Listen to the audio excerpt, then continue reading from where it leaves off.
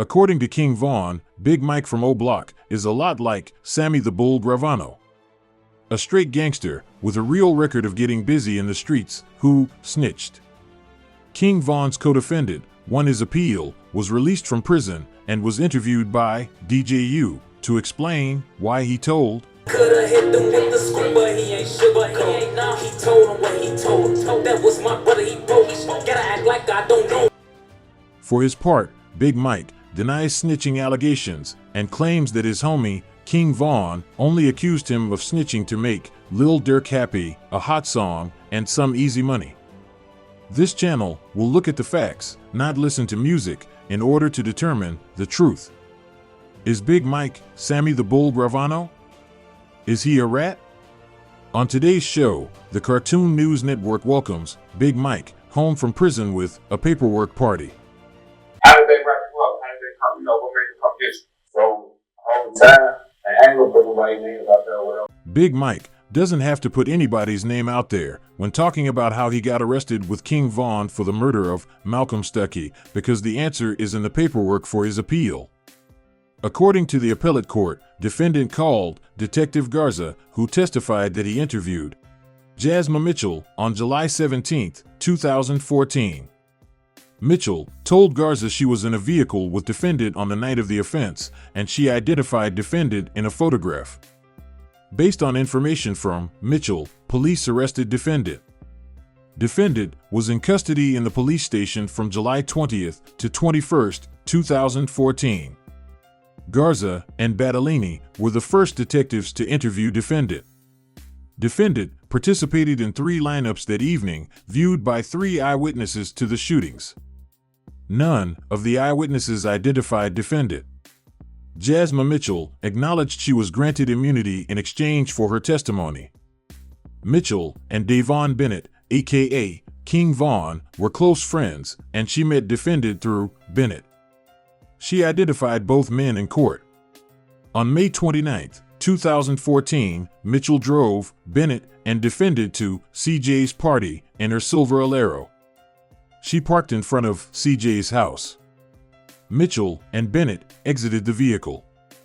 Mitchell went on the front porch and talked with Robinson, who was wearing an orange shirt. Bennett went inside CJ's house. About 10 minutes later, Mitchell and Bennett returned to her vehicle. Bennett directed Mitchell to drive to the Parkway Gardens apartments at 65th Street and King Drive, because he and defendant wanted to buy weed but did not have enough money. At the apartments, the 3 of them exited the vehicle. Mitchell spoke with someone she knew who was outside.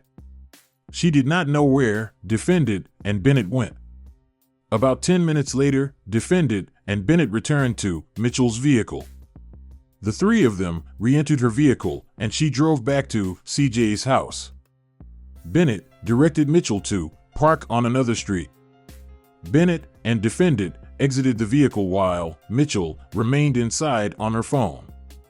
A few minutes later, Mitchell heard more than 10 gunshots. She ducked down inside her vehicle because she did not know where the shots were coming from. Bennett and defendant came running back and re-entered Mitchell's vehicle. She drove them back to 65th Street and King Drive, dropped them off, and went to her grandmother's house. I was dealing with this little bitch who was connected to bro. And she had called my phone and said I was put up somewhere, you know what I'm saying?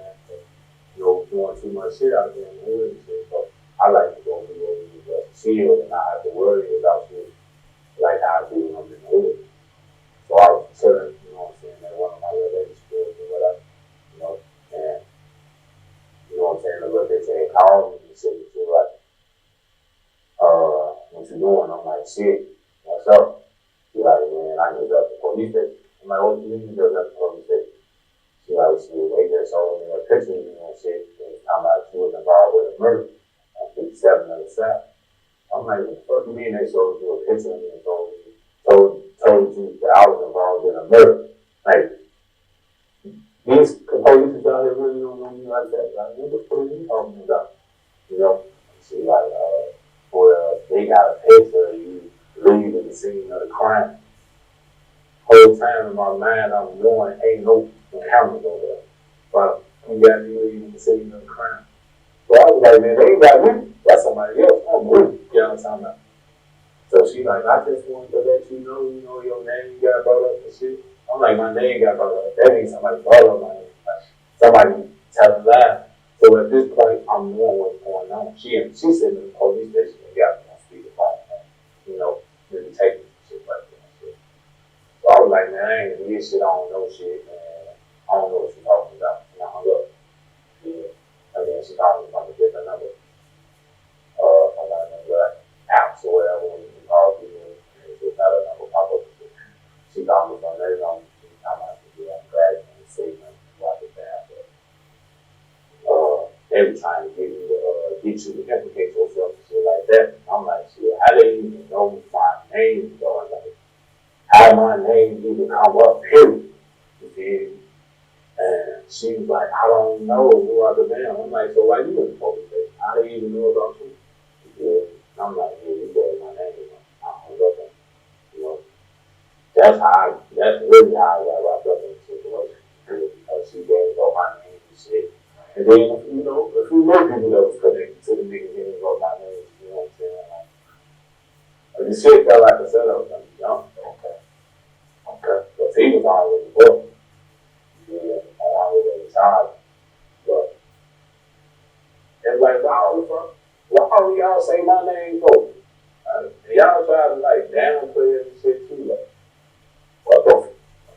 So then I'm thinking like, man, this always people like they trying to make it seem like people with me. Oh, I know what they doing. They trying to get him on. Put all the weight on you, get him on. Why they take the rap for this shit? That's what they was doing though. Okay.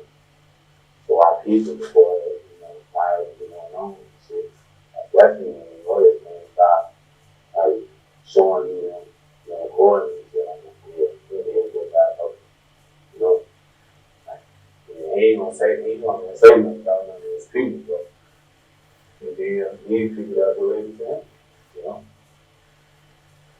So you felt like you felt like it was people telling on you in regard to the murder. So that's what led you to telling on King Von. Did Big Mike snitch on King Von because Von's people were plotting to snitch on him first? We already discussed the fact that Jasmine Mitchell, the female driving the getaway car, was a friend of King Von, and he introduced her to Big Mike. Did Jasmine Mitchell throw Big Mike under the bus in an effort to save her good friend, King Von? And for those of you that don't know, King Von murdered Malcolm Stuckey at the birthday party for his childhood friend from Killer Ward, Boss CJ. Did Boss CJ and his mom testify against Big Mike?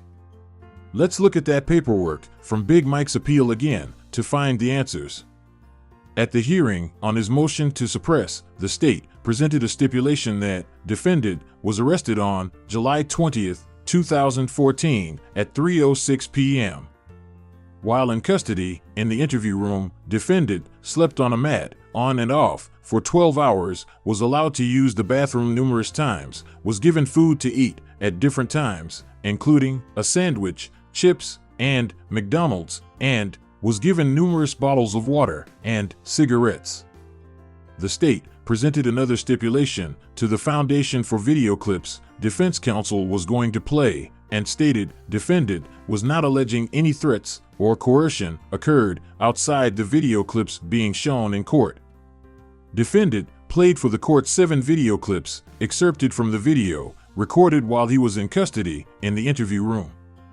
This court viewed those clips. In the first clip, police bring defendant into the room in handcuffs about 4:40 p.m. on July 20th. The room is a small, cinder block room with no windows that contains only a bench attached to the rear wall. Defendant tells the officers his name and that he is 23 years old. An officer removes defendant's handcuffs and pats him down. The officers leave defendant alone in the room and close the door. In the second clip, at 6:09 p.m., detectives Robert Garza and Christy Battellini enter the room and advise defendant of his Miranda rights.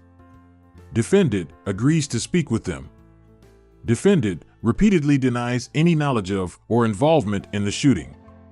In the third clip, at 1:56 p.m. on July 21st, defendant is laying on a padded mat on the floor when detectives John Murray and Frank Casale enter the room. Murray advises defendant of his Miranda rights.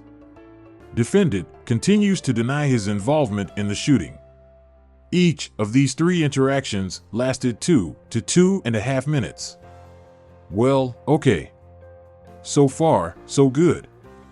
Big Mike was keeping it real, according to street niggas like him, by not talking to the police. So, what changed? Why didn't Big Mike keep flipping the script? Why didn't he sugarcoat the truth? Coulda hit them with the script, but he ain't sugarcoat. Nah, he told him what he told. That was my brother, he broke. Gotta act like I don't know. For those that don't know, King Von was arrested for unlawful use of a weapon on June 7, 2014. This was following his prom night with Mina Red. So, King Von was already locked up when Big Mike was named as a suspect in the murder of Malcolm Stuckey by Jasmine Mitchell the following month in July 2014. In the fourth clip, at 3:20 p.m., Murray enters the room and tells defendant Bennett will be brought in from Statesville the following day. Murray tells defendant that people at the party where the shooting occurred knew Bennett and were talking to him there earlier in the day.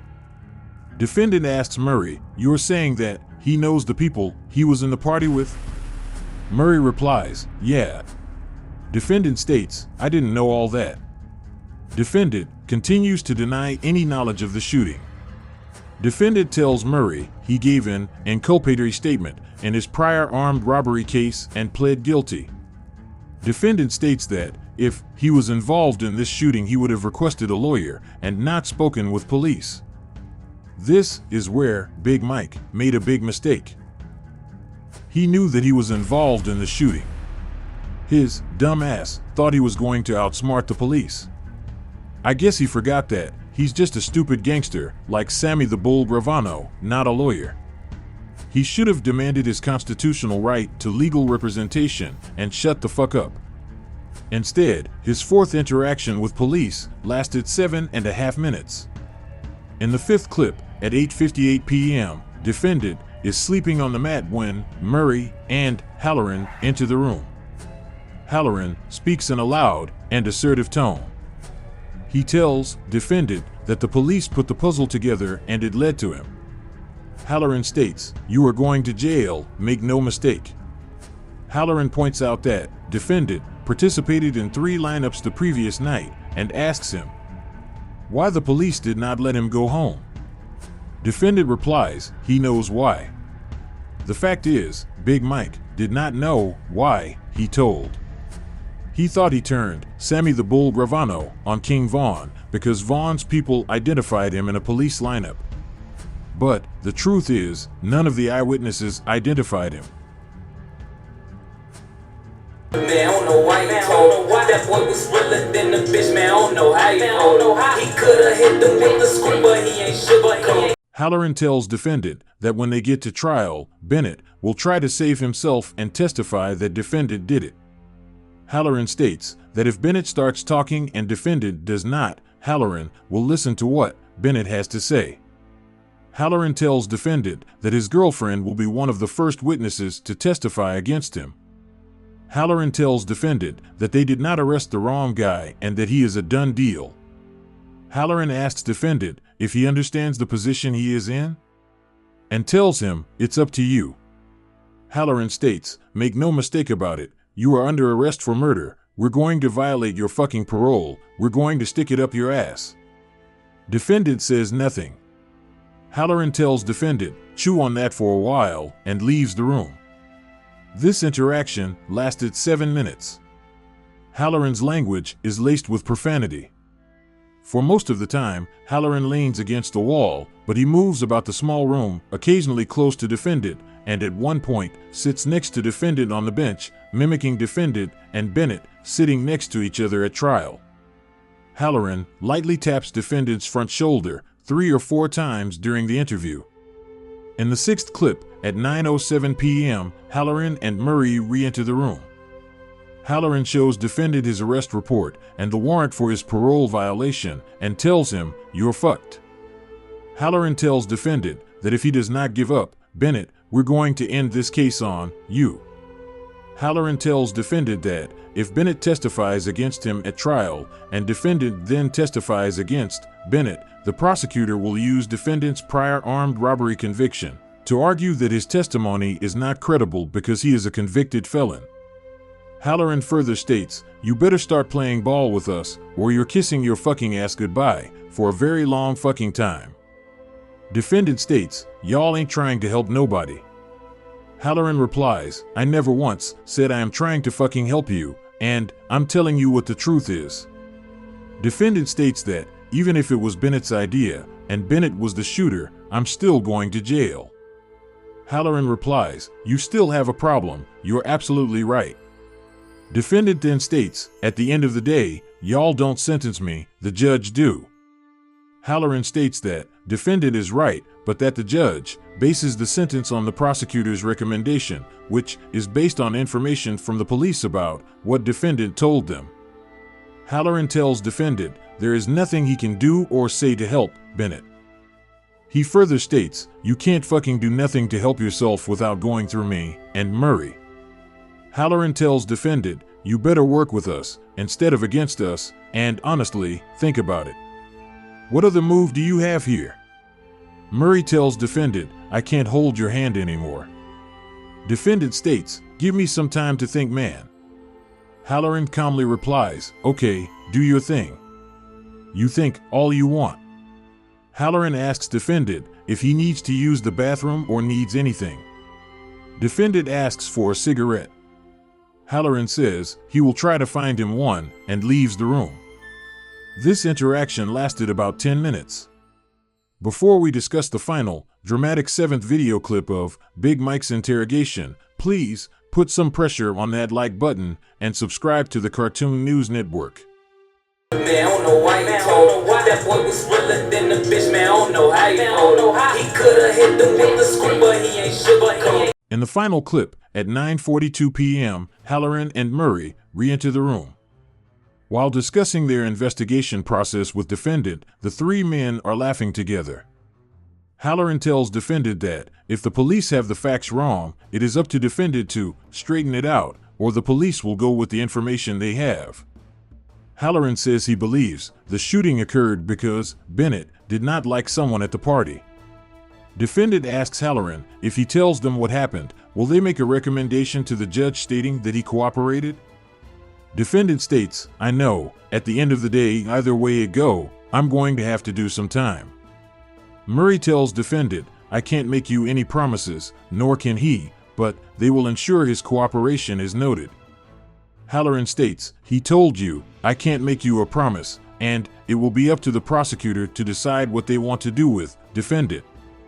Halloran tells defendant he believes the shooting was gang-related, and it was easy for the police to identify Bennett by his nickname. Defendant states that he might be able to assist the detectives with another murder. Halloran replies, "This isn't, let's make a deal here." The three men are laughing together as defendant responds, "I know it ain't, let's make a deal and I'm going to jail regardless." Defendant asks if it would be helpful for him if he gave the detectives information about this shooting and another murder. Halloran responds that he will tell the prosecutor defendant cooperated with them in this case and was helpful with another case after they verify any information he gives them about the unrelated murder. This interaction lasted 8 minutes. Defense counsel stopped the video and stated that defendant began making his incriminating statements at that point.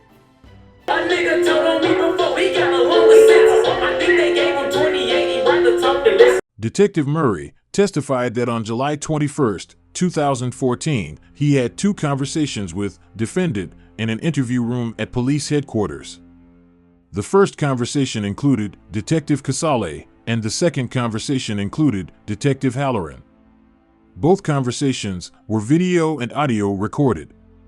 The recorded conversations were published to the jury. This court viewed the recordings. In the first conversation, Murray advises defendant of his Miranda rights. Defendant speaks with Murray and denies his involvement in the case. In the second conversation, Halloran attempts to convince defendant to tell them what happened on the day of the shooting. Defendant asks for time to think about it, which he is given. Defendant tells the detectives that he was not with Bennett and Mitchell the first time they went to CJ's house. Mitchell called defendant and said she and Bennett were going to pick him up because Bennett got into it with somebody and needed defendant's help. Over the phone, Mitchell and Bennett told defendant someone was eyeballing Bennett at the party and a couple men were whispering with each other, which made Bennett nervous. Bennett wanted defendant to return to CJ's house with him to be his muscle, so no one would fuck with him. 10 minutes later, Mitchell arrived in a silver Alero with Bennett in the back seat. Defendant got in the front passenger seat. At that time, defendant did not know CJ or where CJ lived. They drove to the area of 57th and LaSalle and parked around the block from CJ's house. Jasmine Mitchell avoided conspiracy charges for murder by identifying both King Vaughn and Big Mike in court. She received immunity for acting as the getaway driver and actually helped King Vaughn's and Big Mike's causes when she contradicted Big Mike's story. On cross-examination, Mitchell confirmed defendant was with her and Bennett the first time they went to CJ's house, but defendant remained inside her vehicle. They returned to the party later to buy weed. Mitchell did not see defendant or Bennett with a gun. Returning to the party to buy weed sounds a lot better than, my homie called me to back him up and act as his muscle, don't you think? Laminda Jones, CJ's mother, testified that Bennett, Carpenter, and Robinson attended the party at her house on May 29th. Bennett was a childhood friend of CJ's. Carpenter and Robinson lived in the neighborhood. When Bennett came inside the house, Jones told him she was happy to see him, and I don't want no mess. Be safe. While cooking inside the house, Jones heard gunfire outside her door. She got down on the floor. She observed sparks from a gun, but could not see who was shooting. Jones acknowledged she gave police a written statement in July 2014, stating that she looked through her open door and observed an arm with a dark-colored long sleeve extended towards the porch while firing a gun. Jones heard 14 or 15 gunshots. When the shooting stopped, she ran outside and observed a young man shot in the head in her front yard. She also saw Carpenter crawling across the street bleeding everywhere. You know who she didn't see? Michael Wade, aka Big Mike. Michael Wade's name is not mentioned in her testimony. Well, did her son, Boss CJ, identify King Vaughn and Big Mike as the shooters, or is it just another example of a stupid gangbanger like Big Mike, self-snitching? We'll conclude our Welcome Home Paperwork Party 4, Big Mike from O'Block, where we'll explore the murder of Boss CJ, reveal what he told police about the murder of Malcolm Stuckey, and discuss the testimony from one of the shooting victims that night. In part 2 of our series, Why He Told. Man, I don't know why he told. That boy was realer than the bitch, man, I don't know how he told. He could've hit them with the script, but he ain't shit.